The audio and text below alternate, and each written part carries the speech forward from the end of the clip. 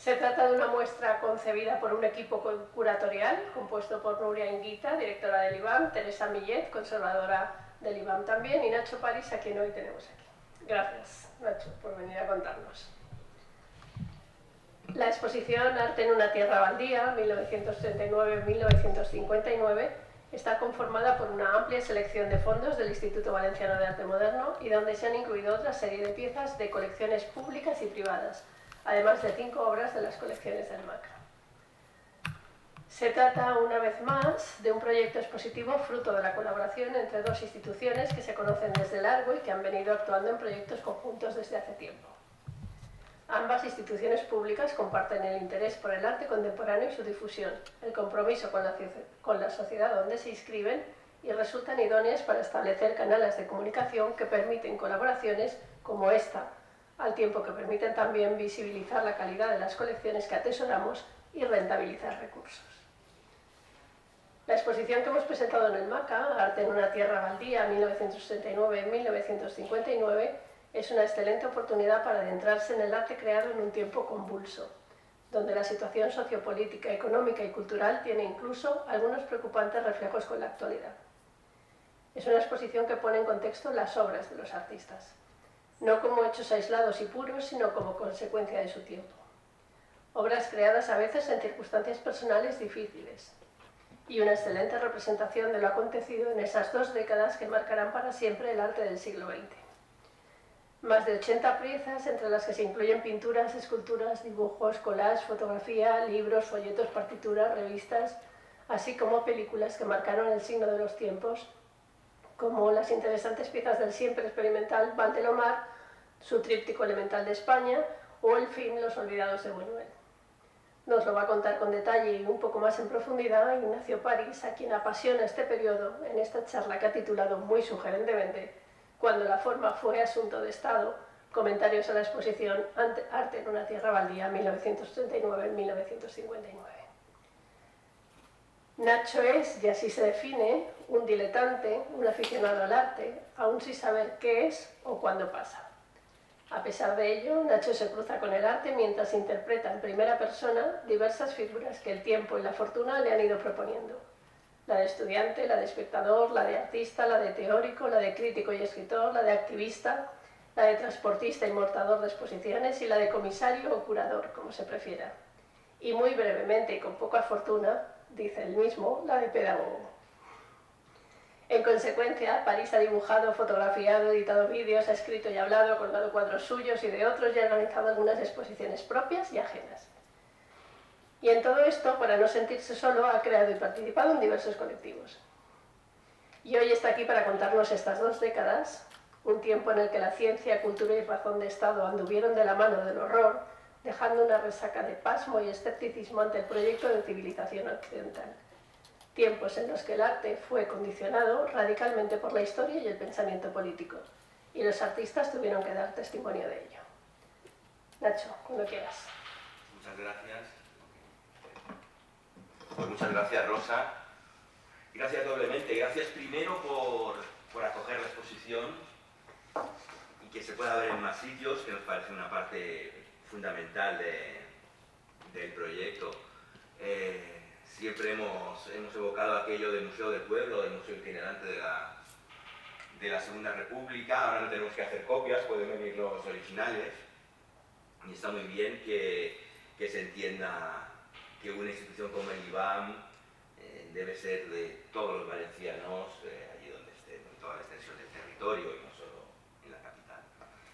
Gracias por eso y gracias por invitarme a contar esta exposición, que no va a ser un comentario en profundidad, sino más bien una nota al pie, ¿eh?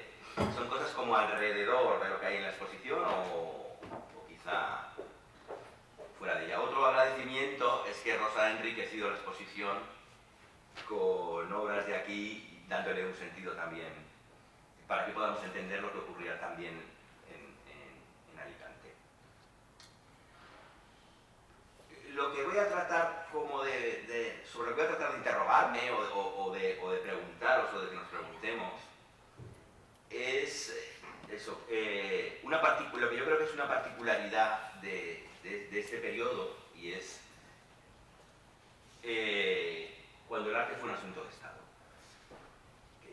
significa esto? En realidad el arte siempre, en mayor o menor grado, ha sido asunto de Estado. Es decir, supongo que el encargo de la rendición de Breda Velázquez es un asunto de Estado, o los retratos reales son asunto de Estado. Pero nunca como ahora había supuesto no el arte, sino una forma concreta de arte. Una manera de hacer arte es la que desde un Estado, en este caso hablaré de dos, del Estado español y de los Estados Unidos, se promociona para la propaganda del Estado y no de una manera explícita. No hay un retrato real, no hay una pintura de historia, no hay no sé qué. Es una forma determinada, que además paradójicamente es abstracta, es decir, no es representativa, la que extrañamente sirve al Estado para sus intereses. Es cierto que en el Estado español al principio no fue así, y abro la conferencia con esa combinación de fotos. El que está ahí en las dos figuras es Eugenio, en las dos fotos es Eugenio II, que bueno, es uno de los grandes teóricos del arte y de los no solo teóricos, sino es decir, de los organizadores de la actividad artística en España antes y durante la guerra y después de la guerra. En la foto de la derecha, ya veremos luego con más calma, está con Víctor Manuel, el rey del Duce de Mussolini, en la exposición de Venecia de 1938.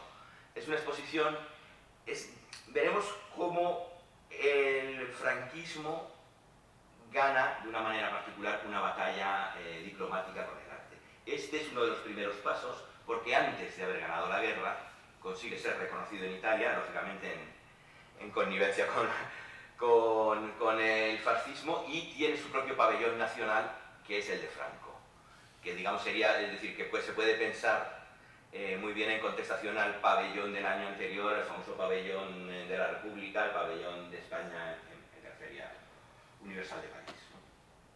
El famoso pabellón de Guernica, de las Fuentes de Calder, de Renau.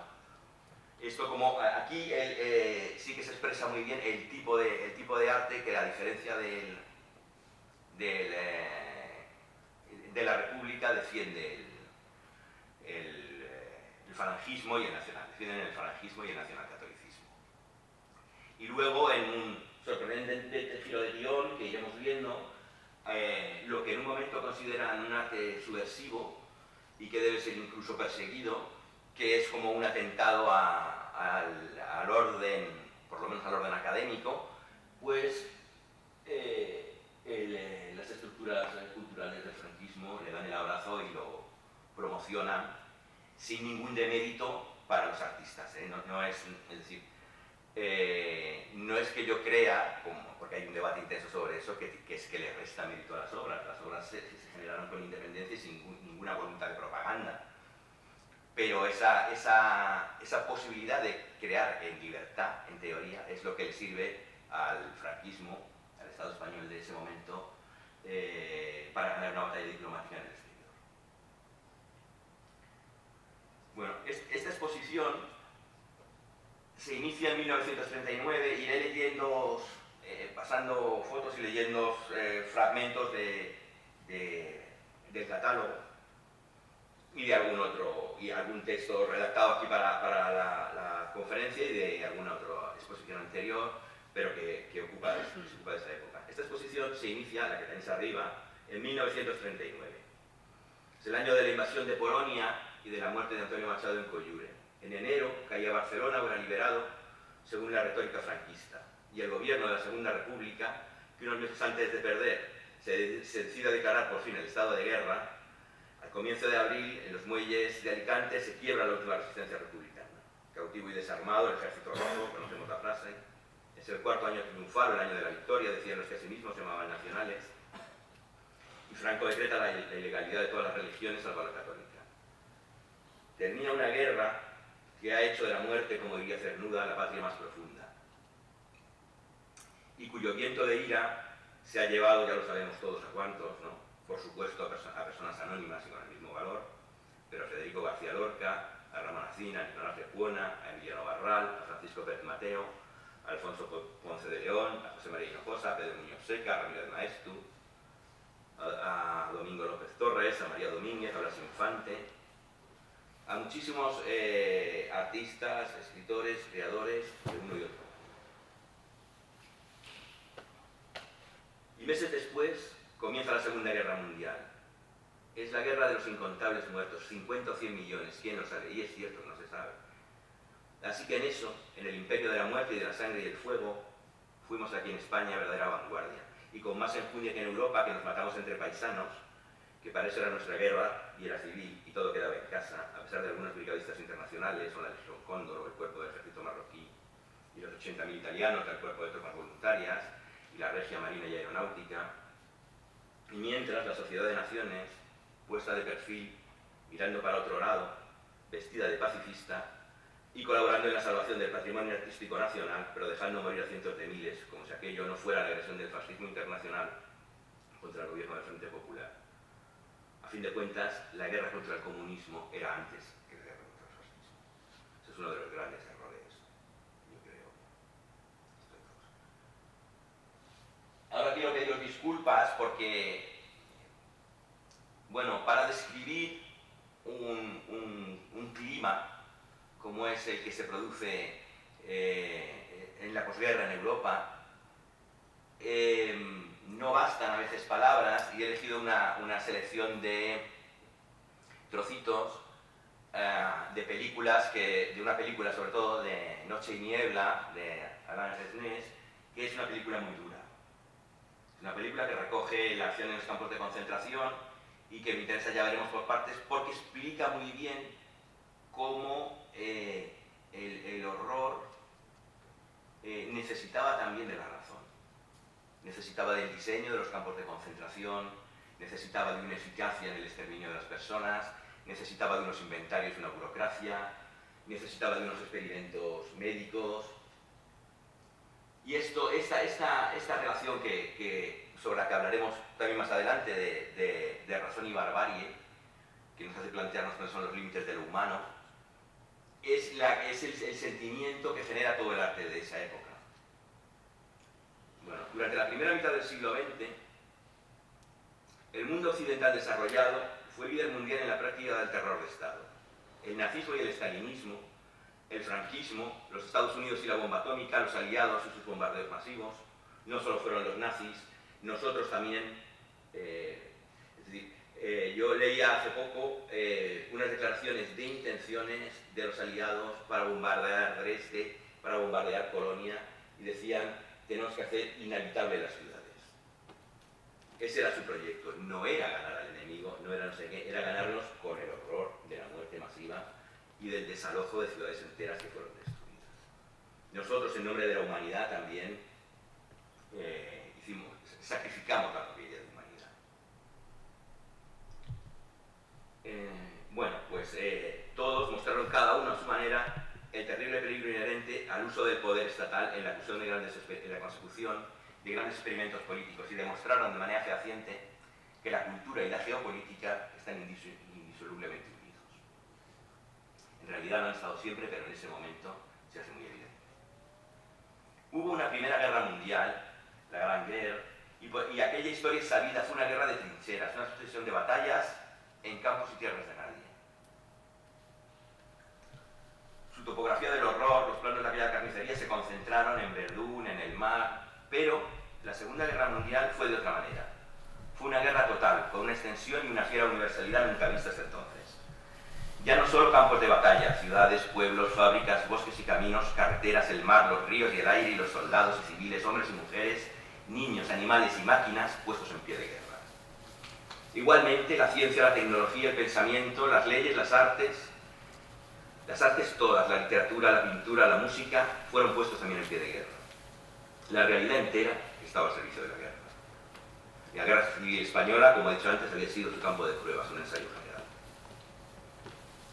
La guerra fue física y material, intelectual y cultural, y se convirtió en una especie de gigantesco espectáculo siniestro, difundido casi a tiempo real en los cines, los tabloides y las revistas ilustradas de los principales periódicos del mundo. Por primera vez, no solo ocurrió que todo estuvo en estado de guerra, y todos estaban en guerra, sino que todos veían esa guerra. El desarrollo de la fotografía y la imagen en movimiento, el teleobjetivo, el progreso de la industria del cine, La figura del corresponsal de guerra, los documentales y las películas de propaganda hicieron que eso que no se había visto nunca, que era la guerra, se viera como no se había visto nunca.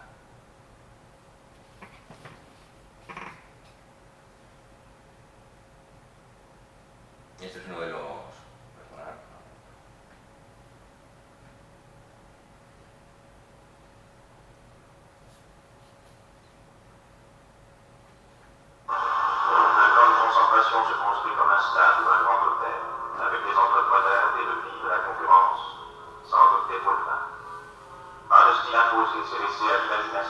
Porque se tapa ¿no? el subtítulo. A ver si lo puedo ver.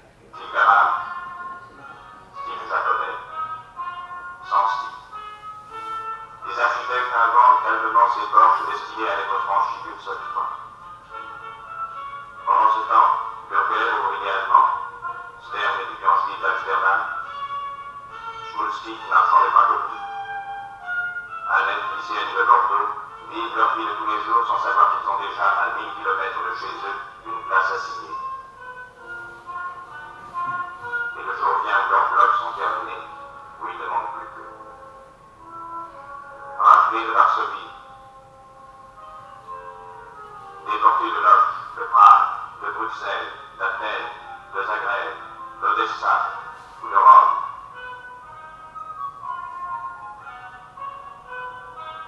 Internés de Pithiviers, raflés du Veldiv, résistants parqués à Compiègne. La foule dépris sur le fait, dépris par erreur, dépris au hasard, se met en marche vers les camps.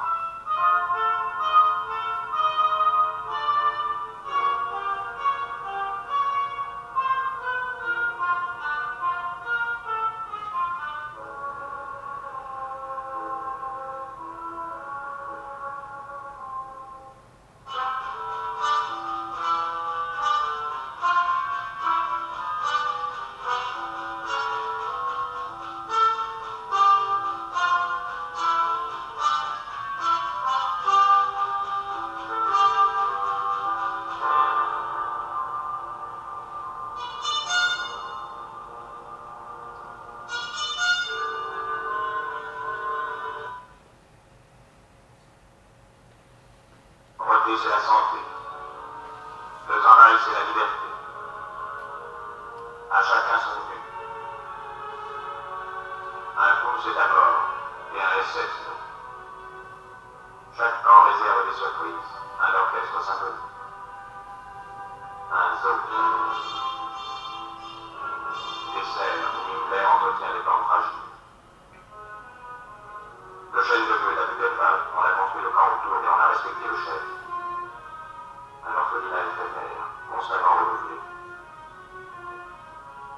Un bloc des invalides. Alors le monde véritable, celui des paysages calmes, celui du temps d'avant, peut bien apparaître au loin. Facilement. Bueno, disculpad que no se lee bien los subtítulos. Lo que me pregunto con este fragmento es no solo si la intervención de la razón ante el horror, sino si nos produce también un agotamiento tanto de lo visual, el poder verlo todo, como de lo simbólico. El horror aquí en el campo de Buchenwald es que salvan el árbol es el roble de Goethe, ¿no? Buchenwald es un hayedo. Y en ese bosque es donde daba sus paseos el escritor y encontraba inspiración, ¿no?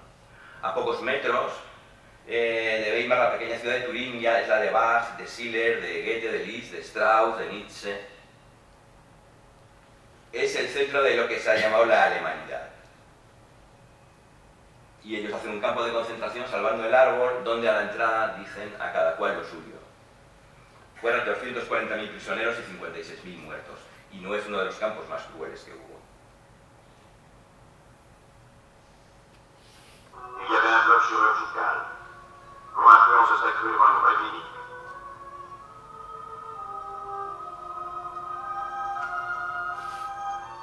Docteur SS. Infirmière inquiétante.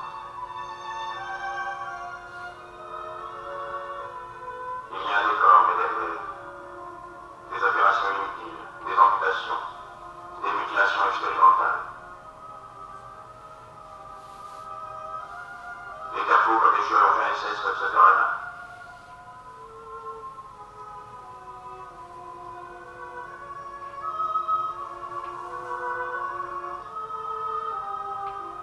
Les grandes usines chimiques envoient au camp des échantillons de leurs produits toxiques, ou bien ils achètent un lot déporté pour leurs essais. De ces copains, quelques-uns survivront, castrés. Brûlés au phosphore.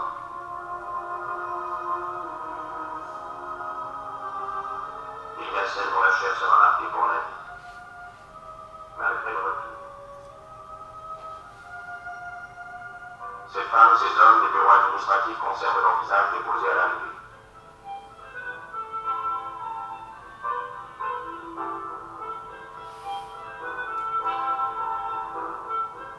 Les noms aussi sont déposés, des noms de 22 nations.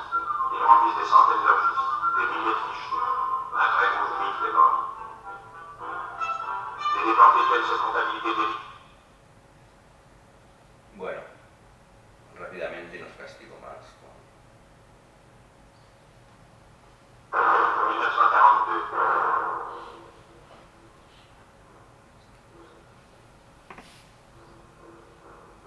Hitler se rend sur les lieux. Il faut anéantir, mais productivement. Laissant la productivité à ses techniciens, Hitler se penche sur le problème de l'anéantissement.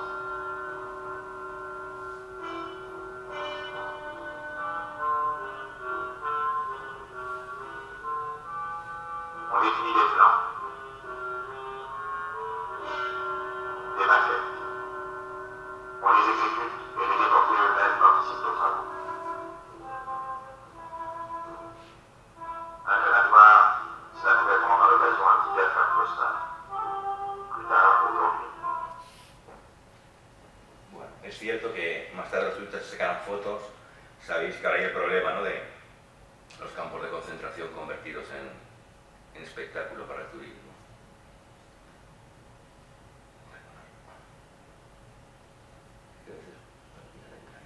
C'est bien en vain qu'à notre tour, nous essayons d'en découvrir les restes.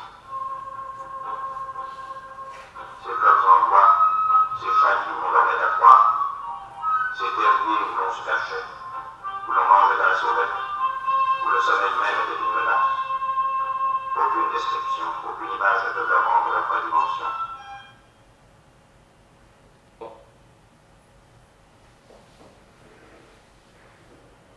Bueno, pues el último trozo que hemos visto es lo que de alguna manera nos sitúa en la tesitura de los artistas de la época. Ninguna descripción, ninguna imagen, nada puede hablarnos de este horror. Como sabemos, son muchos escritores los que luego tardarán años en escribir, describir ese horror, ¿no?, desde Primo Levi hasta tal, y hay como un debate sobre si se puede contar o no se puede contar, sobre el deber del testigo, ¿no?, sobre...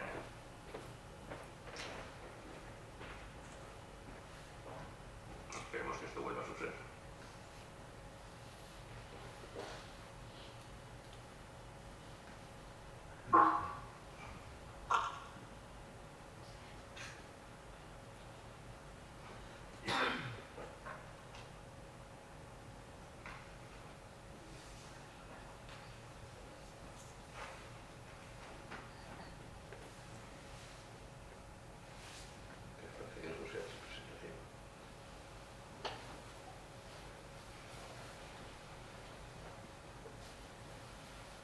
Disculpad, supongo que es un minutito.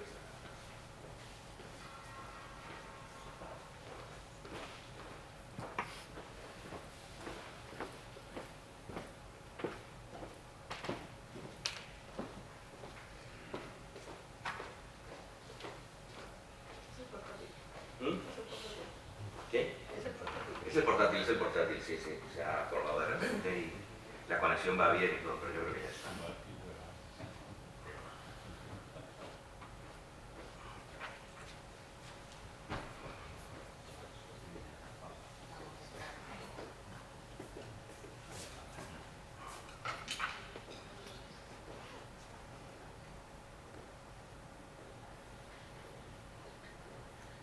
Ese punto y ese lado, y así vemos. En este... Ah, así que os estoy tapando.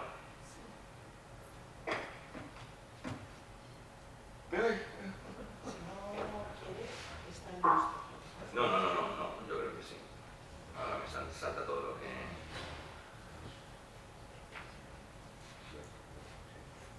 tiene que saltar a la risa.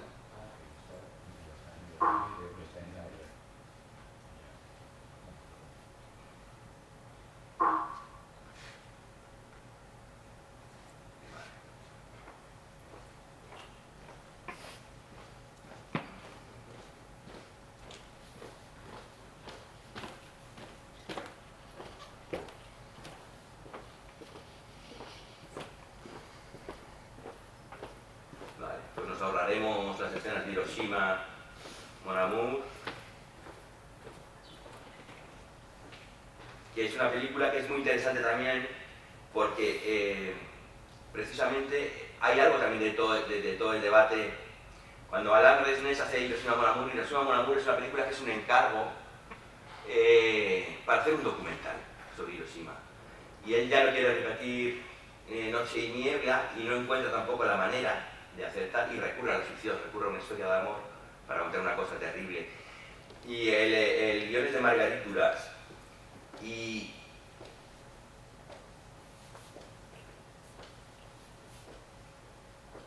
yo creo que, es decir, que ese debate está siempre, es decir, bueno, está siempre en el arte, pero en este momento mucho más, es decir, ¿cuánto ser testigo? ¿Qué parte tiene el arte en ese momento que dejar de ser testigo y poder dar paso a la imaginación, a la creación, a la fantasía?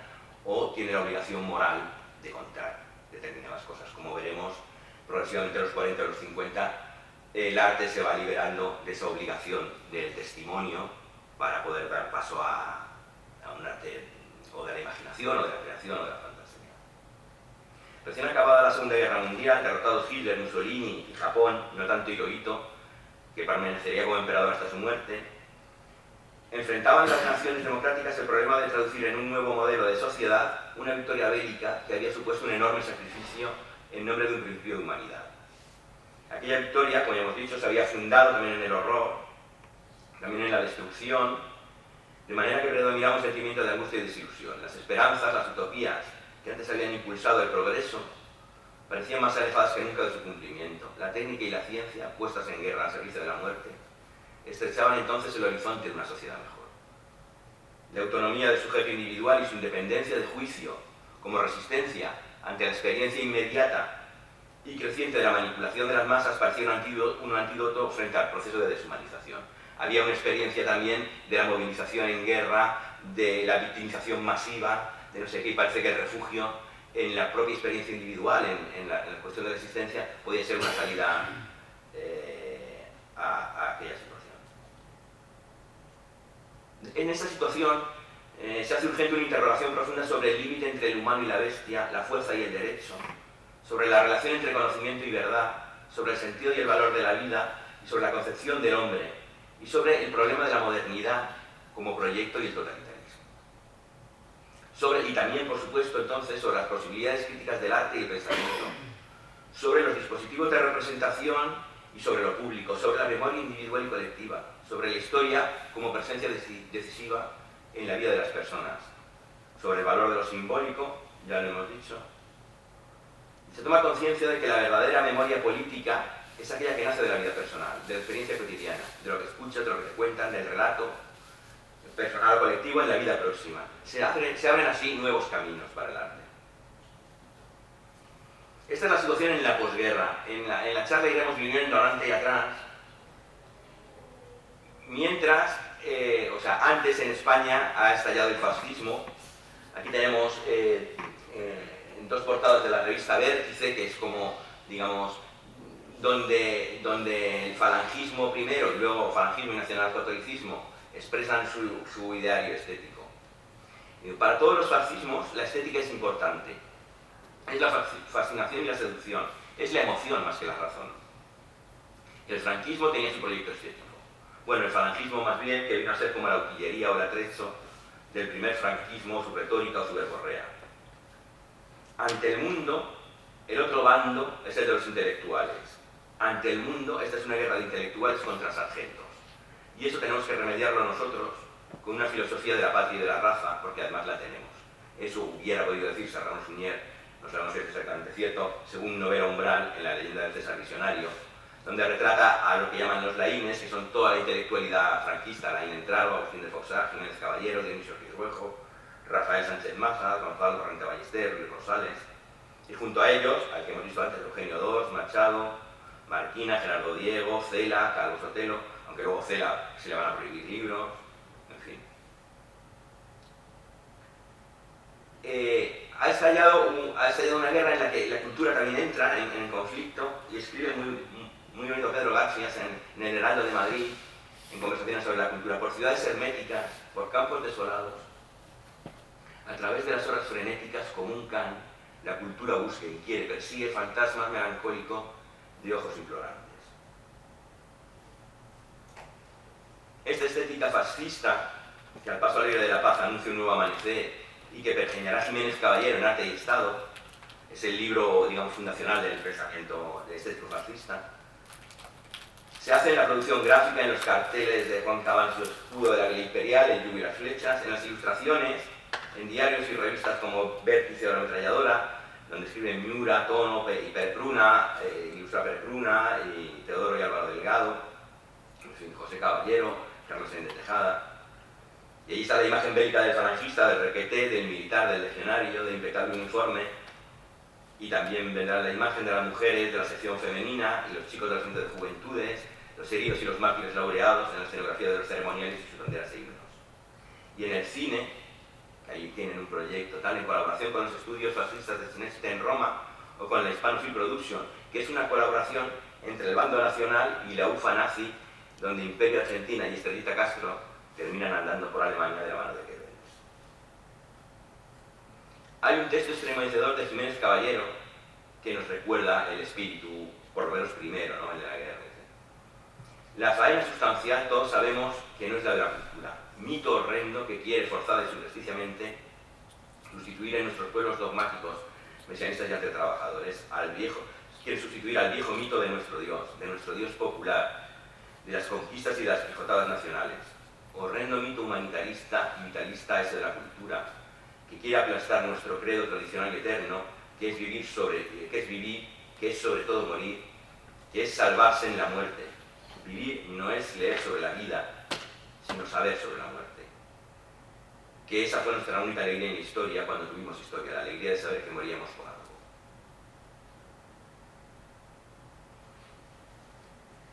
La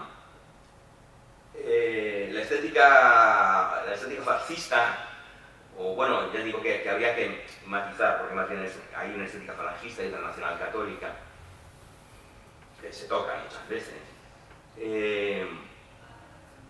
pero comporta un ideario que transforma mucho, que es muy regresivo para el papel de la mujer, que durante la República se había hablado de la mujer nueva y había conquistado espacios de... Rosario de Velasco es una de las dibujantes digamos, del falangismo. Fue la primera mujer seleccionada para el pabellón en la Bienal de Venecia, pero en el 32 para la República. Era también colaboradora de Vértice, la revista que hemos visto ahí arriba, y es ilustradora de Cuentos para Soñar y La Bella del Mangamón de María Teresa León. María Teresa León, la que mujer de Alberti. Princesas del Martirio de Concha Espina, que es lo que vemos en la imagen, y La Bien Plantada, que es una novela de Eugenio II, del que ya hemos hablado. Rosario de Velasco volvería a participar en la edición de la Bienal del 36, ya con Maruja Mayo, Margarita de Frau y Eva Arreglón. Quizá la participación progresiva de las mujeres en las bienales republicanas tuviera que ver con la instalación de un comité organizador en lugar de la voz omnímoda de Mariano Fortuny, que hasta entonces había llevado todas las bienales. Y en un momento en la República se crea un comité y extrañamente aparecen más mujeres de lo que era habitual.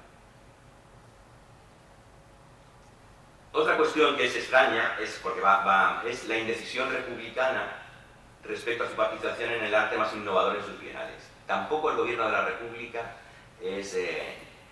no se decide, digamos, a ser vanguardista o a apostar por el vanguardismo hasta la exposición de del pabellón de 1937, mientras va tratando de atender a todos los gustos, de ser en ese sentido democrático.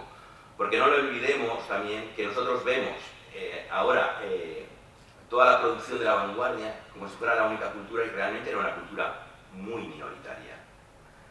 El gusto de la época era otro y la mayoría de las creaciones de los artistas en los salones nacionales y tal eran otros. Este es está en la exposición tanto el libro de Concha Espina como este sello, que es el sello de homenaje al ejército, cuya utilización duró solo 11 días entre el 15 y el 25 de julio, que es la emisión española de carácter obligatorio de más corto periodo en empleo. Fue el primer sello de la dictadura y el primero diseñado por una mujer. Todo este discurso que hacemos a veces se nos desmonta, pero es lo bueno que tiene generalizar, que se viene abajo a veces todo. Fue destinado a sufragar la concentración de la sección femenina de Falange Española en el homenaje del ejército al tiranísimo en el castillo de la Mota en Medina del Campo. El sello y las ilustraciones que hemos visto antes de Princesas del Martirio son auténticos ejercicios de propaganda falangista. No es solo una cuestión de estilo. Revelan que el regreso a la tradición en arte se le corresponde un regreso, en el peor sentido de la palabra, a la tradición en los modos de vida, en las costumbres. También en las costumbres en el peor sentido. Para la mujer era pureza, espiritualidad, abnegación y entrega. Este dibujo que se ve aquí es muy significativo porque revela dos ideas de mujer. Es decir, son milicianas republicanas atacando a enfermeras nacionales. Es decir, son dos ideas de la mujer. La mujer no debe ser combatiente, no debe ser tal, debe estar al servicio del socorro, de la ayuda, de no sé qué. Define muy bien el ideario en esa sola imagen de la mujer. Luego, es un poco triste porque, claro, decimos algo y viene su desmontaje. Porque luego la propia República, yo creo, esto es una cosa como para discutir o para ver, pero va renunciando a la idea de la mujer miliciana, porque no da buena imagen tampoco en Europa. Probablemente el único aspecto en el que la República ganó esa confrontación en la guerra fue el cultural, de la fotografía. Ahí sí que ganaron. Todos conocemos las fotografías de Robert Capa. En ese terreno consiguió tal. Pero la imagen de la mujer miliciana la fue sustituyendo, lo sabemos todos en arte, por la de la víctima, por la de la mujer herida, la mujer con el niño, que bueno, que incluso es decir, es cierto que en la obra de Julio González es una mujer erguida y con una hoz y valiente, pero la realidad es que desaparece la figura de la mujer miliciana para decir, es la madre abnegada de los niños, la mujer que llora, no sé qué, que está en el Guernica también.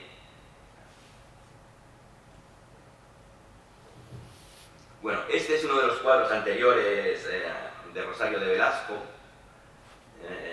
que dos, del que hablamos antes, sitúa dentro de la particular tradición italiana entre Mantegna y Carlo Carra. Y dice dos, y la vi entrar en los certámenes oficiales como caballo siciliano que no cebra circense, y llegar, ver y vencer, ganarse todos los triunfos y arramblar con los mejores lauros. La manera de describir a la mujer. Bueno. Dice Umbral en un artículo sobre Adán y Eva, sobre este cuadro Adán y Eva, el más conocido de Rosario de Velasco, algo que sirve de modo general para el arte hegemónico de la inmediata posguerra, que tiene como una energía retrospectiva, que es un nuevo arte viejo en su modalidad más reaccionaria, un patriotismo de aldea muy logrado de forma, muy perfecto de culto, pero hecho en nombre del pasado como un largo y melancólico homenaje a la patria anterior a todas las patrias. A fuerza de patriotismo, se ha quedado en un aldeanismo realista que tiene la calidad y la sinceridad del pan. Esta es la primera exposición que se organiza en Valencia en cuanto termina la guerra. Al estallido de la victoria llega la reapertura del Museo de Arte Moderno en Madrid, celebrando los centenarios de Mariano Fortuny y Eduardo Rosales. El museo, que irá siendo vivo y al día, si tal denominación puede ser demasiado abierta, dice el propio director, un museo que irá siendo vivo y al día, si tal denominación puede ser demasiado abierta y liberal, digamos un museo de penúltima hora. No vaya a ser que acusen de demasiado vanguardista. Y en Valencia se organiza primero Martirio del Arte y Huellas de la Barbarie Roja, que es una muestra llevada a cabo por el Servicio de Defensa del Patrimonio Artístico y Nacional sobre las obras recuperadas a través de del proceso iconoclasta que todos sabemos que se dio en una parte del bando republicano. Que esto es una cosa que es otra de las victorias de la propaganda, digamos, cultural franquista. Porque eso fue una parte, pero ningún gobierno hizo nunca tanto esfuerzo por salvar el patrimonio como fue el gobierno de la Segunda República. Desde la aventura para salvar todas las obras del Prado, hasta la creación de la Junta de Salvamento del Patrimonio, el esfuerzo fue ingente. Y sin embargo, nos hemos quedado con la idea de que la República quemaba iglesia. Bueno, pues inmediatamente organizado por Falange, esta primera exposición nacional de pintura y escultura, celebrada en el verano del 39, cuando las condenas a muerte eran por cientos cada mes, y Valencia era Valencia del Cid, la exposición de Benjamín Valencia, Vázquez Díaz, Martínez Cubé, Genaro La Huerta, Eduardo Chicharro, Pinazo, Segreyes y Rosario de Lasco.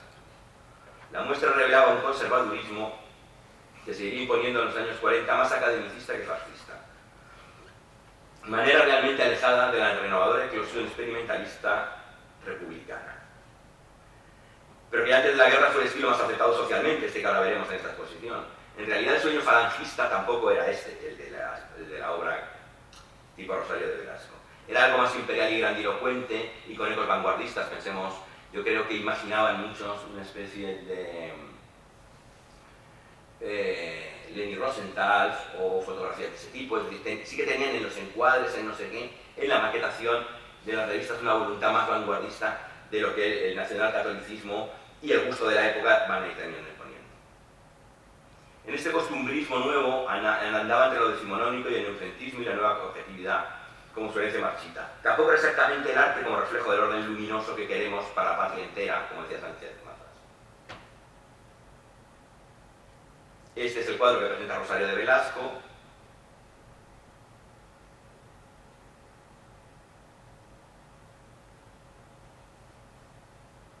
Y estos son otros cuadros de Zubiaurre. De mucho se viene debatiendo sobre cuánto hubo de continuidad o de ruptura en la producción cultural española a causa de la guerra civil. Es difícil pensar que no hubo ruptura entre un gobierno, el de la República, que entendía la cultura desde su potencial emancipador, y el gobierno franquista para el cual era un arma de adoctrinamiento. Es complicado si atendemos a los 150.000 fusilamientos, más de 200.000 exiliados, medio millón de prisioneros de guerra, 100.000 trabajadores en batallones disciplinarios y un 50% del profesorado expedientado o depurado durante la primera posguerra. Sin embargo, habrá continuidades, es cierto. Fundamentalmente, esto es muy importante, la voluntad intervencionista del Estado, que es lo que iremos a ver. Eso lo comparten la República y el franquismo. La voluntad intervencionista del Estado en la cultura. Y también en la prolongación de los modos de hacer más académicos, que la República tampoco era tan vanguardista y que poco aportaron al panorama español a seguir siendo minoritarios a mediados de la década de los 50.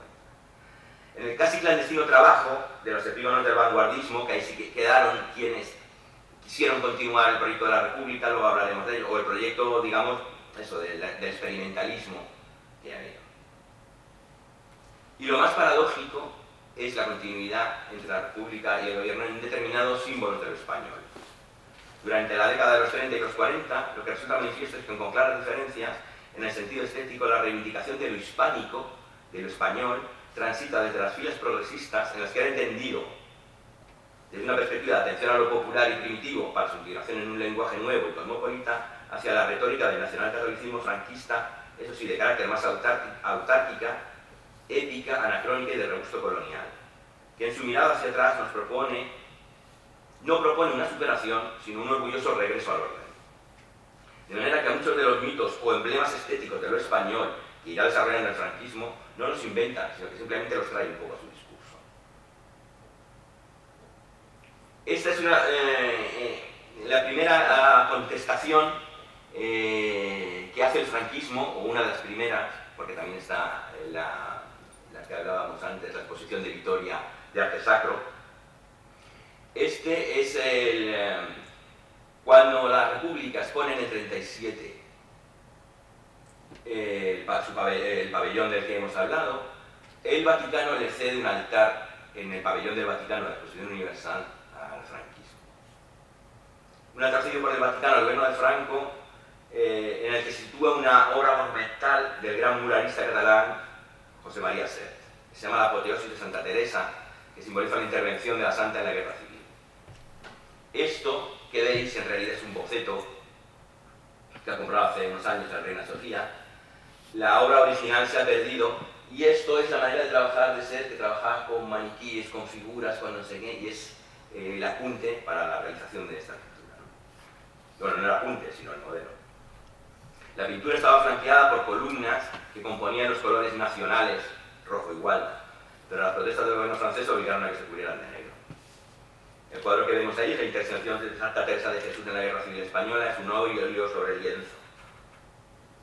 Pero la pintura que hizo Sert es en el altar del pabellón, es monumental.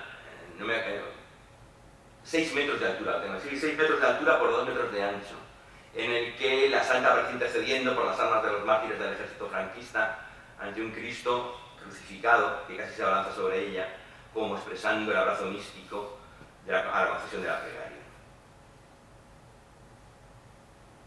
Este es Sert en uno de los trabajos, yo no sé si conocéis el trabajo de Sert, había realizado entre marzo del 35 y mayo del 36 en su taller de París, donde residía un encargo para el Palacio de Naciones Unidas de Ginebra.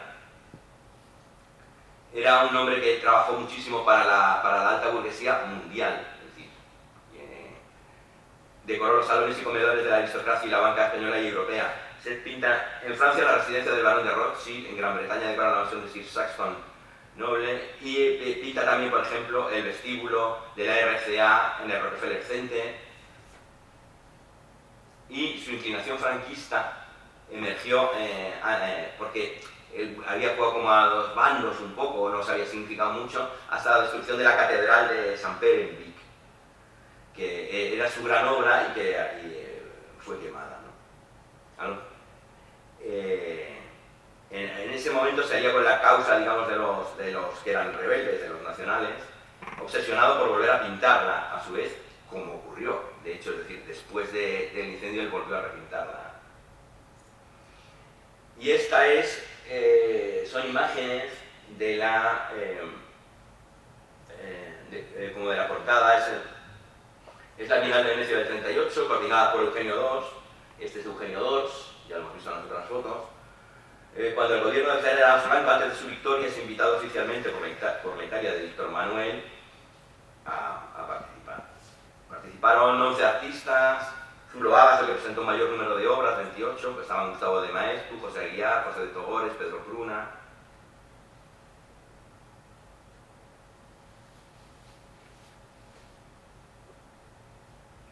En el 36 Zuloaga había pintado 2 versiones de un paisaje apocalíptico que tituló Toledo en llamas, donde hacía referencia al célebre lienzo del Greco de Toledo. Y uno de ellos se expuso en la Bienal de Venecia, en esta Bienal, con el subtítulo El Alcázar en llamas.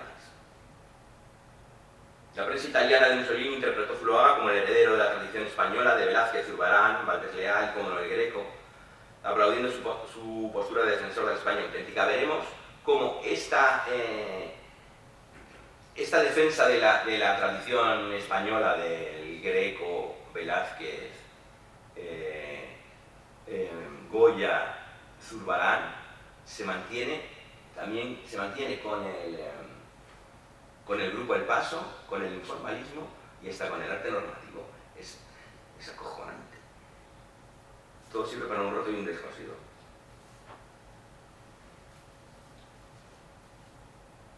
Bueno, lo que quería decir cuando pensamos en las exposiciones es que el estudio de las exposiciones, no solo de las obras aisladas, sino de las exposiciones, el poder verlas y pensar en ellas,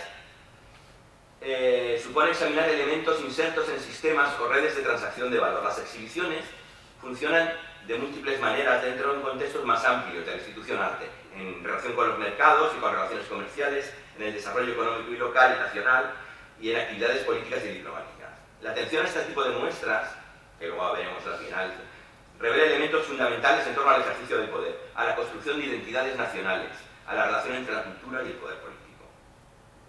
La configuración de la Bienal de Venecia en pabellones nacionales, igual que las grandes exposiciones universales, con sus connotaciones ideológicas y su función de representatividad diplomática, nos permite explorar las conexiones entre el formato de exhibición, la construcción de comunidad en torno a un imaginario de Estado-Nación y el desarrollo de una política cultural basada en la diplomacia. Hay que pensar que estos pabellones nacionales no son galerías independientes, no son museos con su diversidad, es un proyecto de un Estado nacional que quiere transmitir una imagen determinada de la nación a través del arte. Desde finales del 19, pabellones nacionales en bienales y ferias universales han sido prioritarios para los Estados nacionales que han tomado conciencia de su influencia, de su importancia y su valor simbólico, de su utilidad en la transmisión de determinadas narrativas y también importantes para el posicionamiento internacional.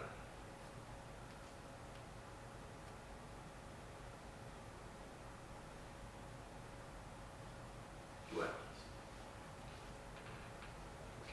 este es, lo habréis visto aquí, lo están contemplando, no en esta foto, el anterior ahí está, este es el cuadro de Zuloaga, de mi familia, que como veréis, es un homenaje a Velázquez, en eso le decimos de la tradición española, a las meninas. Es un retrato de familia, en este caso de la familia suya, no de la familia real.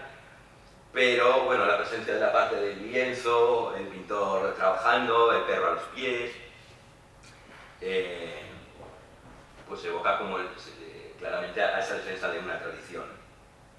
Bueno, estos son otros de los retratos otros de los cuadros de Zuloaga, por hablar. Y esto es, respecto a la diplomacia cultural y la instrumentalización franquista del patrimonio, es el acto de entrega de 3 cuadros de Zuloaga a Hitler el 4 de julio de 1939 en la Cancillería de Berlín. Las obras que se les regalaron representaban a un granjero español en una escena pastoral y a 2 mujeres con trajes típicos. A Franco es cierto que le parecía poco regalo y planeó regalarle un cuadro de Goya, la Marquesa de Santa Cruz, que finalmente parece que aquí le paró los pies, ¿no?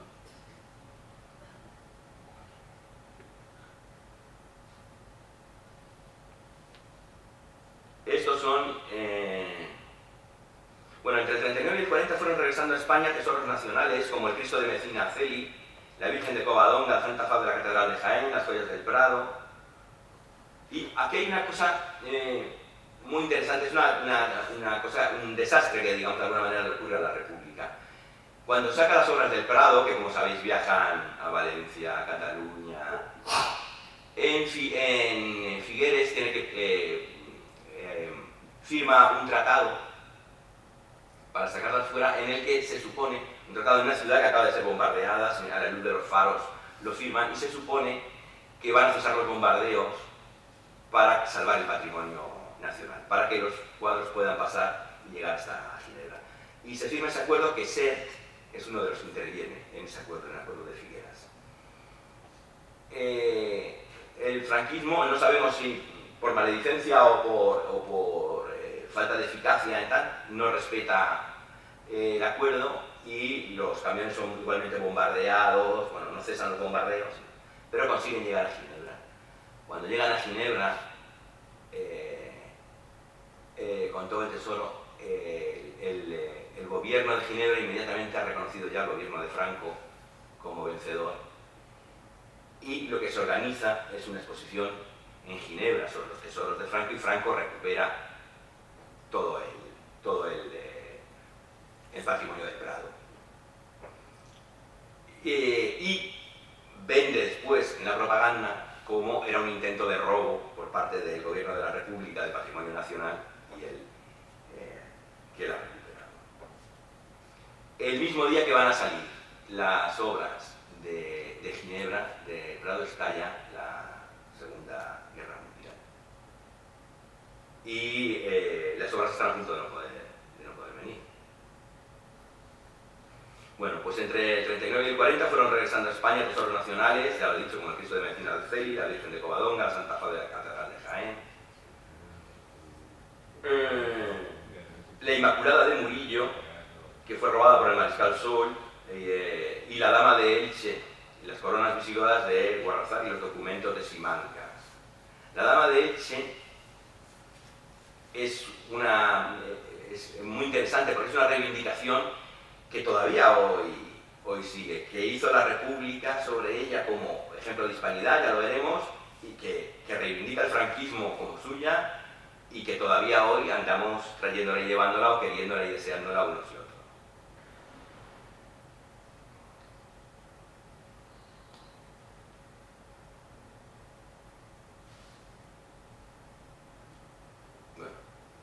esta es la vuelta. Esto es un ejemplar del uso de la emisión de billetes del Banco de España del gobierno republicano, un billete de 100 pesetas con la dama a la izquierda, proyectado en el 38 y que no se llegó a emitir. Y este es el billete del franquismo, ya con la dama de Elche. La batalla era muy interesante. Antes ya, o sea, en 1907, el director del Museo Nacional de Reproducciones Artísticas, o sea, a principios del siglo, le encarga a Ignacio Pinazo, becado en París, la realización de una copia de la dama, que se ponía en la biblioteca del Louvre, ofreciéndole recompensarle con una cantidad previamente convenida o bien dejarle la exclusiva de reproducciones. Esto, bueno, pues es la presencia en las fallas de la dama de Elche.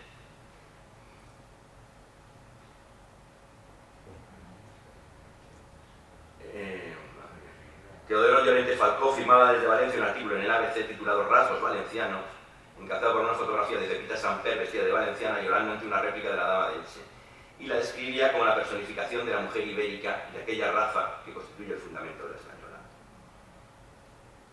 El culto de la dama de Elche ha sido objeto de diversas reelaboraciones identitarias, tanto por parte del regionalismo, con implicaciones folcloristas y esencialistas de corte anticatalanista, como del nacionalismo valenciano con carácter más político y reivindicativo.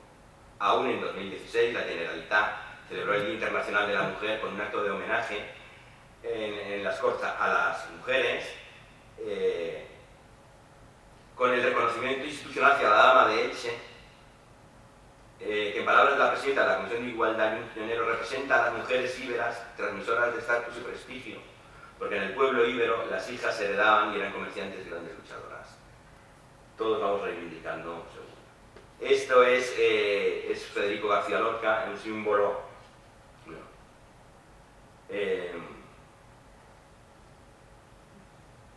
lo recuerda Carmen Pena en su libro Territorios Sentimentales, Arte e Identidad, el gesto de Federico García Lorca en 1929, que en un acto del entonces llamado Distrito de España en Nueva York, en homenaje a la argentinista, dibujó alrededor de la imagen de la dama de Elche los versos Sangre de Hispania fecunda, del poema de Rubén Darío, Salutación del optimista.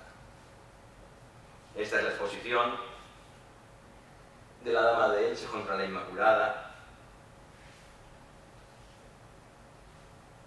como hay un texto muy bonito de Jiménez Caballero que reivindica, o sea, Jiménez Caballero del fascismo reivindica a la dama de Elche para su territorio. Bueno, Madrid y todo el país deberá contemplar su retorno con una exposición duradera y bien organizada en nuestra capital, pero después hay que reincorporarla a su solar nativo, a su medio entrañable, a su ibérico paisaje.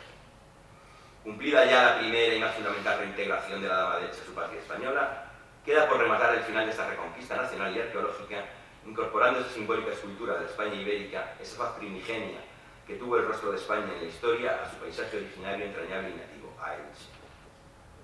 Si la Falange, gracias al triunfo español en nuestra guerra, tuvo su palabra para solicitar a Europa la reintegración patria de la dama de Elche desde el Museo del Louvre en París, ahora tiene por misión evitar que esa imagen ibérica se encierre, mezcle y confunda en polve en un arqueológico museo, por muy central y madrileño que sea. El pueblo de Elche entero está hoy en pie, enardecido, arrepentido, dolorido, loco de entusiasmo por esa dama de Elche repatriada y redimida. Ofrecen todos sus habitantes y corporaciones, y yo tengo ante mí sus telegramas y cartas innumerables, el esfuerzo y el dinero que precisen para levantar su dama a un museo especial y ambiental en el Museo Ibérico de España y vigilarlo como un templo nacional y sacro.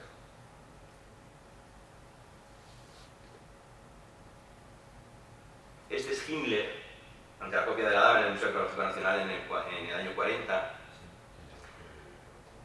Antes de que Hitler y Franco se entrevistaran en Hendaya, Himmler pasó 3 días entre el País Vasco, Madrid, Toledo y Cataluña. Acudió a las ventas de Madrid, recorrió el Alcázar de Toledo, guiado por Moscardó, y fue a Montserrat, esto es muy bueno, porque convencido de que es el Montsalvat que se menciona en el Parsifal de Wagner. Y allí buscó el Santo Grial, porque era el origen de su viaje, y trató de convencer a los monjes de que la moreneta, pese a su color de piel, ocultaba la finura de facciones de rasgos claramente áridos. Ahí estamos. Esta es la argentinita, pero no voy a hablaros de ella porque se me hace muy largo, pero representa, es muy interesante porque representa, aparte de ser una mujer empresaria y ese modelo, sí que representa cómo la República o cierto arte entendía la tradición. Y era capaz de recuperar canciones populares, tal, pero incorporarlas a formas absolutamente vanguardistas de hacer. Y esta es la diferencia entre las dos reivindicaciones de la tradición. Una quiere renovarla, quiere mirar hacia el frente, y otra la considera sacra y quiere solo recuperar, ¿no?, los valores de esas tradiciones. Esta es una foto de Franco visitando la tercera Bienal. Se organizaron las Bienales de Arte Hispanoamericano, hubo 3 ediciones, nunca llegaron a ser bienales, en realidad, y esta es la de Barcelona. En su interpretación de la llamada Escuela Española, lo que decía antes, Velázquez, Rivera, Ribalta, Sánchez, Cotán, Zurbarán, Goya, la tradición representada en el Museo del Prado, la tradición pictórica del siglo de oro, ahí encontrará el franquismo, los referentes al linaje mítico depositario, los valores característicos de la identidad nacional en la que fundar un ideario que habrá de regir la selección de piezas para las exposiciones oficiales en el exterior. Una historia que comienza aún en plena guerra, antes de la victoria franquista, con la participación de España en la Bienal del 38, ya lo hemos dicho, que se desarrolla plenamente a partir del 45, cuando se crea el Instituto de Cultura Hispánica, y que conseguirá el éxito y la homologación internacional del arte español de la época. González Robles es la figura de referencia que comisaría la primera Bienal de Alejandría en el 55, donde Álvaro Delgado y Feito resultarán premiados, la cuarta Bienal de Sao Paulo en el 57, en la que Oteiza obtuvo el primer premio de escultura, la Bienal de Venecia del 58, donde triunfaron Chillida y Tapies, y la abstracción dramática, la Bienal de Sao Paulo en el 59, donde Cuixart fue el primer premio de pintura, y una serie de colectivas en importantes museos de París, Lisboa, La Haya, Ámsterdam y Múnich, que encuentran su mayor éxito al final, en el año 60, veremos esta exposición, cuando paradójicamente ya se disuelve el Grupo El Paso, con la organización por parte del MoMA de la exposición New Spanish Painting and Sculpture. Estos son Canogar, Chillida y Antonio Saura en Venecia en 1958. Es esa Bienal comisariada por González Robles.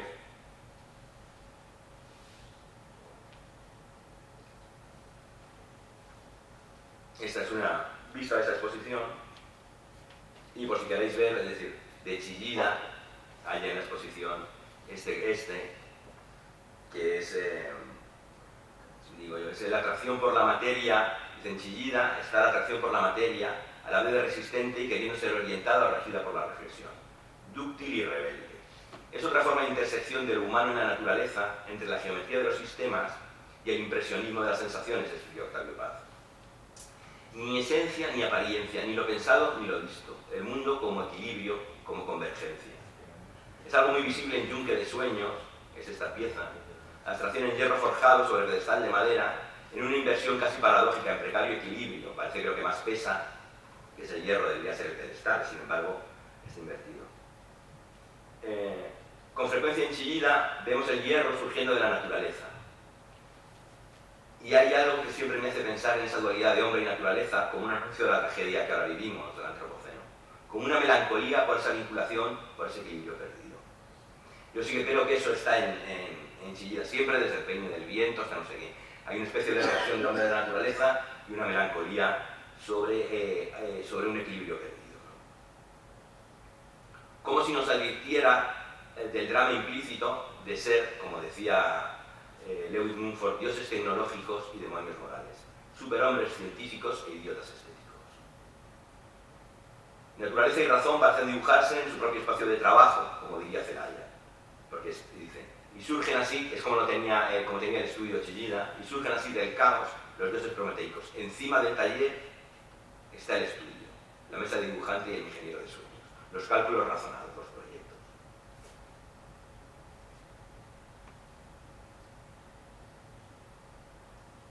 También tenemos este cuadro ahí. Durante todo este periodo, hablo del final de los 40, la mayoría de críticos, artistas e historiadores insisten en proponer una línea de continuidad entre las grandes tradiciones pictóricas, la hemos dicho, y la producción artística contemporánea. Léase en este caso ya informalismo, que apelaba tanto a las corrientes abstractas europeas y americanas como a la gran tradición artística española. Ya lo he dicho antes, la literatura al respecto es abundante. El equipo 57 encuentra en Velázquez al artista que dentro de la tradición española ha indagado más conscientemente una analítica del espacio. Cirlot veía a Ribera y Goya en la pintura de Canova, que declaraba buscar las verdaderas esencias de la pintura española de todos los tiempos. Sánchez Camargo, citando críticos y lo que dicen, encontraba en Zurbarán un antecedente de los cuadros de Feito. Villares reconocía la honda huella que había dejado el Goya de los fusilamientos, de los caprichos y de los desastres de la guerra. Y Sauras, que pinta el perro de Goya, el Cristo de Velázquez, Torquemada, Felipe II y Santa Teresa, era el pintor más español junto a Picasso, austero y barroco a la vez como Zurbarán. Pero el español no estaría solo en la abstracción del Grupo de Paso. Más fugazmente aparece en Lucio Muñoz, en José Guerrero.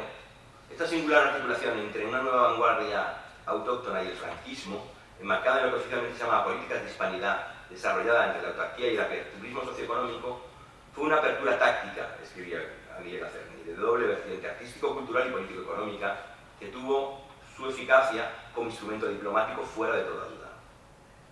Su hito iniciático hay que situarlo el 12 de octubre del 51 y la inauguración de la primera Bienal Hispanoamericana de Arte, dirigida por Leopoldo Panero, en un momento de intensa conexión, esto es muy interesante, entre la poesía y la plástica.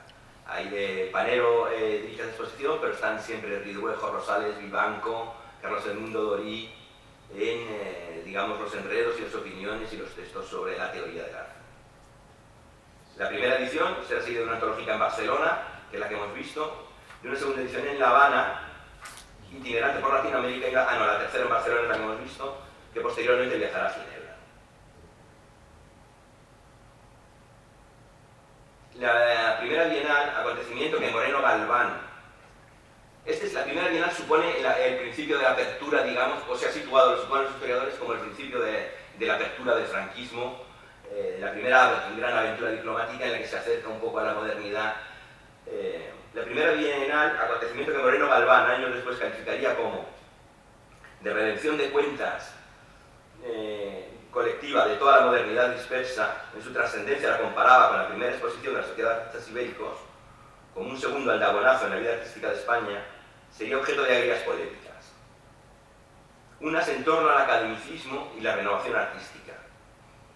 Otras respecto a la instrumentalización política del arte. Renaud, no sin razón, denuncia la Bienal como una cortina de humo que oculta la realidad política del país. Y a la vez que muestra su perplejidad ante la política artística de la dictadura, clama contra el intento de ligar la robusta tradición pictórica española con la degradada producción de los pintores falangistas, tratando de hacer pasar a estos como herederos legítimos de aquella gloriosa tradición, tratando de movilizar a los pintores españoles hispanoamericanos en nombre de una sedicente hispanidad. Tanto Renaud como Diego Rivera se manifiestan contra las tendencias modernas, abstraccionistas y formalistas en su complicidad con Franco, enredándose en una polémica sobre la naturaleza y las posibilidades de lo abstracto con correligionarios de entonces como Fernando Claudín, que reivindica la abstracción como etapa final de la revolución pictórica contemporánea, vinculándola en un proceso de estetización de la sociedad, al urbanismo y la arquitectura.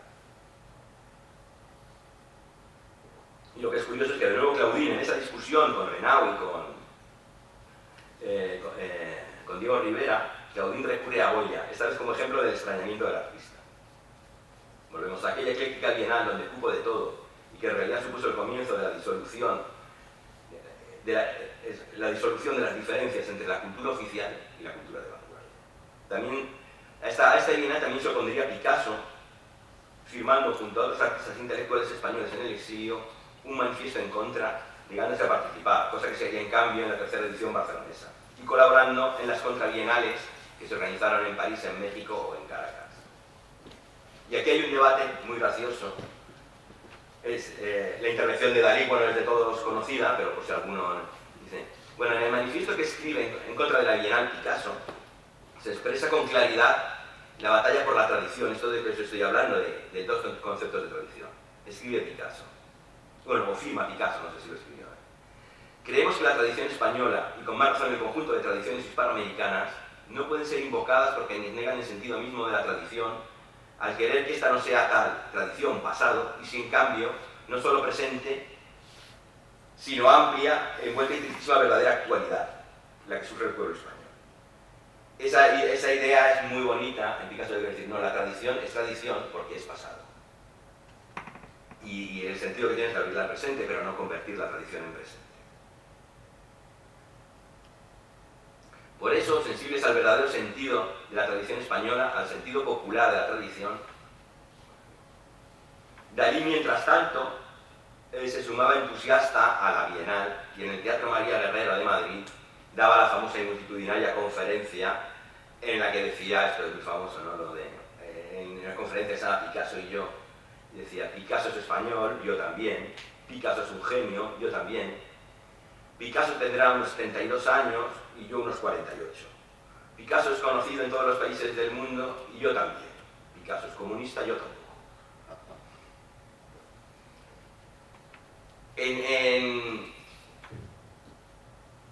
Mientras tanto, mientras estas cosas hablamos, Ángel Ferrán, que es una de las figuras fundamentales, yo creo, en todo este periodo, trata de articular una crítica formal, comparando la primera Bienal, el pobre sería comparando la primera Bienal con los presupuestos de la Escuela de Altamira.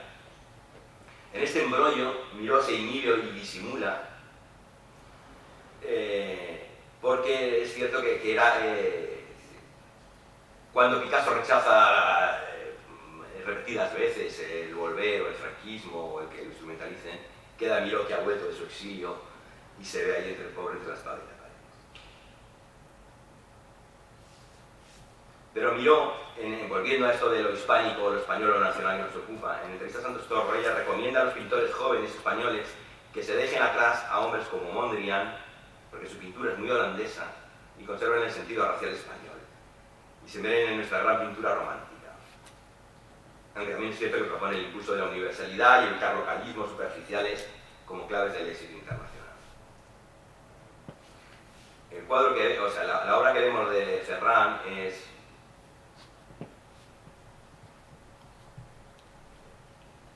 de la serie Venecia, en el número 10 del 58. Al comienzo de la década del 60, Ángel Ferrán presenta en Venecia su escultura infinita, un grupo de obras producidas entre el 58 y el 60. Un concepto o una familia de trabajos más que una serie. 19 conjuntos de hierro constituidos por unidades de ensamblajes variables o piezas móviles, un mínimo de 2 y un máximo de 14 unidades que pueden encajarse de diversas maneras. De modo que la forma final del conjunto de la obra es susceptible de múltiples variaciones y de hecho le invita a la participación. No creo que jamás a ningún espectador se le haya dejado remontarla o reconstruirla, pero la idea es que son una serie de piezas que se pueden montar de 1000 maneras y que el espectador podría manipular. La serie o la familia de esculturas infinitas son esculturas que constan de piezas que se constituyen en conjunciones, obtenidas al ser manejadas y justapuestas por quien se siente incitado a asociarlas en determinadas y múltiples coyunturas. Un arsenal de cuerpos montables y desmontables que se pierde de vista en un sírvase usted mismo, como dijo el propio Ángel Ferrán en Carta a Cirlot, y en un artículo titulado Ante la escultura infinita. Se trata pues de una obra abierta e inacabada. Es importante porque realmente es un proyecto para la época muy innovador. Vale, bueno, Ángel Ferrán hubiera podido enmarcar esta exposición de un lado a otro. Esta pieza es del 39, es una mecanógrafa, mecanógrafo y ventilador, se llama En barro cocido, pero es capaz de hacer esto y es uno de los personajes más singulares que se sale de esa historia y tal, porque, por ejemplo, en la playa de Fiobre, él en el año 48 está recogiendo estas piecitas haciendo eso, nada que ver con el monumentalismo que irá desarrollando el informalismo u otro tipo de esculturas. Estos son las trienales de Milán, en las que también participa España, y en las que intenta también dar esa imagen de modernidad permanentemente. Estas son imágenes ya de la Bienal de Sao Paulo del 57, en la que Oteiza gana el primer premio. Y quiero leeros por lo menos una carta muy bonita que escribe Oteiza.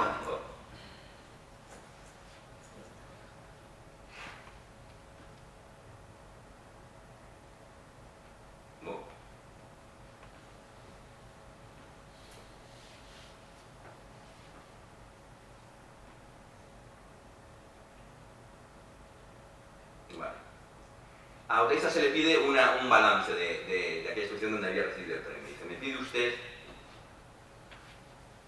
una noticia, resumen de la cuarta Bienal de Arte de San Paulo. Voy a proporcionarle algunos datos. Podría interesar a quienes entre nosotros aún pueden, por la responsabilidad oficial de sus cargos, intentar una revisión de nuestra política artística internacional. Gracias y un fuerte abrazo. El conjunto español estaba constituido, así, expresionismo abstracto, 10 pinturas, Millares 10 pinturas, Rivera 10 pinturas, informalismo, Tapies 10 pinturas, Feito 10 pinturas, neoconcretismo, Oteiza 10 esculturas en 28 variantes. Oteiza hizo la trampa porque te pedían máximo 10 piezas, él dijo son 10 series y presentó 28 piezas. Expresionismo figurativo, Planes 10 esculturas, Guinovar 10 pinturas, Capriles también. En el inmenso recinto de la exposición, unas 5.000 obras, más de 9 kilómetros de paredes con pintura, los artistas de 43 países aparecían como un solo país, como una sola familia, como un solo grupo humano y espiritual en busca de una nueva expresión para nuestro tiempo y en servicio del mismo hombre, de la misma sociedad común a todos nosotros. Situación política de algunos países, intereses comerciales de galerías intentaron en vano descomponer esa realidad popular y la objetividad en las decisiones del jurado. Incluso los dos campos experimentales, el racionalismo y el irracionalismo, desde la posición creadora, formalismo e informalismo espaciales, en los que se puede resumir mundialmente las diversas tendencias de las sociedades actuales, no se mostraron como posiciones contradictorias en su finalidad experimental. Frente a la solución decorativa de la mayoría de las obras expuestas, porque si tenemos que abreviar os leo el final, que es muy bonito. En los últimos años está ocurriendo en España un despertar general de las promociones más jóvenes de artistas y los de los lugares más insospechados, San Sebastián, Córdoba, Pamplona, Cuenca, por ejemplo, con una visible violencia espiritual hacia las corrientes internacionales más avanzadas. Hoy cuenta el arte contemporáneo en nuestro país con dos grupos mayores: interactividad por la tendencia extrema del formalismo y el paso por la tendencia extrema del informalismo, que ya han ganado la atención en Europa para el artista español y que entre nosotros están alistando cuadros concretos de experimentación. Bueno, aquí al cambio de dirección ha ocurrido algo. Lo siento. He perdido el tiempo. Bueno, esta es otra pieza que está ahí, que es muy interesante. Yo os voy a poner. Es una pieza de Oteiza que, como veis, es que lo que no se puede apreciar nunca en ella es. A ver si aquí acierto.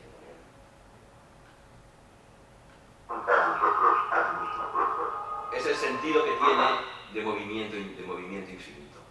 Para eso estaba hecha esa pieza, y luego él esto lo asociará también al movimiento nacionalista vasco como de reivindicación eterna de una...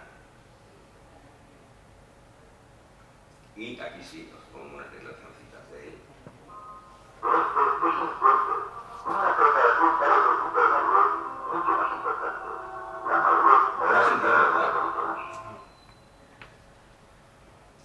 Bueno, Oteiza supuso un empuje para todo el arte de la época. Hay una cosa que ya he contado en otra conferencia, y que es muy bonita, que es como lo cuenta Alfaro en una necrológica, además, sobre Oteiza. Un recuerdo que tiene, dice: yo nunca hubiera ido a París sin un empuje como el que me dio Oteiza. Yo había ido a Irún a ver a Jorge y me llegué a subir detrás de él en una lambreta, con él delante conduciendo y sin parar de hablar conmigo, volviéndose y discutiendo, y yo detrás cada vez con más peligro y más miedo. Resistí todo el tiempo que estuve en la lambreta de Oteiza. Esa fue la gran energía que me transmitió, y para mi torpe memoria ha sido imborrable, y conservo ese recuerdo con el cariño y admiración de ahora. Esa imagen de Oteiza con toda su energía, llevándolo tal, invitándole a ir a París, para Alfaro fue un hecho revelado, ¿no? Y toda la sombra de Oteiza se proyecta sobre las vanguardias españolas. Esta es la exposición que yo decía que es el hito final del proyecto franquista, que es la exposición en el MoMA de todo el informalismo. Y esto es una exposición que recorre Europa, que se llama The New American Painting. Es una gira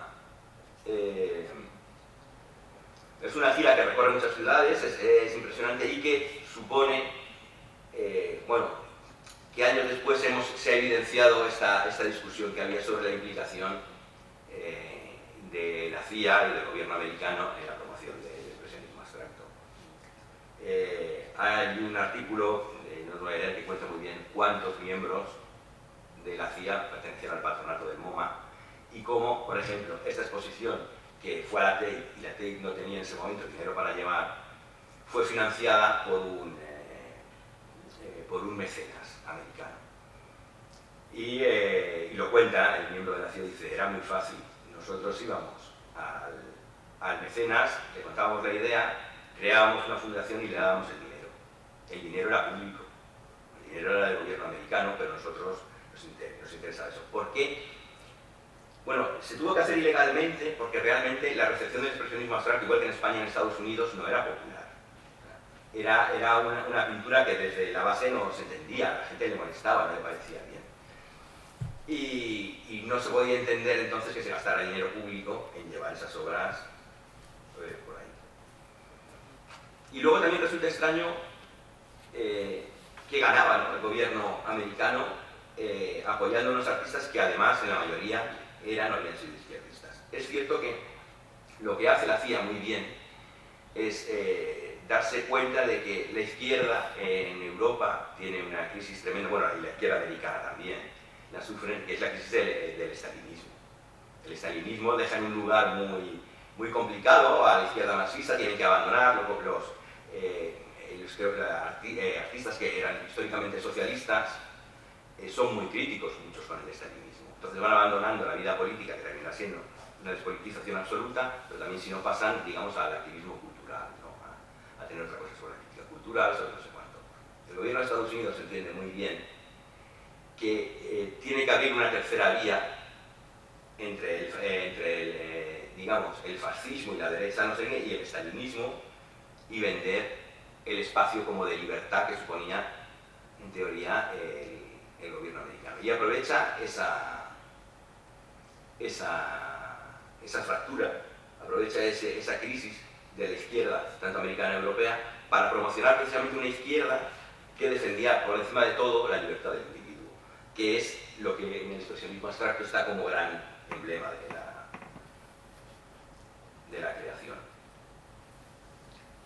Bueno, pues con esto lo voy a dejar, ¿no?, porque si no, me quedaba aquí, quería explicaros, bueno, pues cómo hay francotiradores, como Brossa, o tal, que no entran nunca en estas clasificaciones que hacemos, o en lo mayoritario, porque contamos una parte de la historia, pero es mucho más compleja.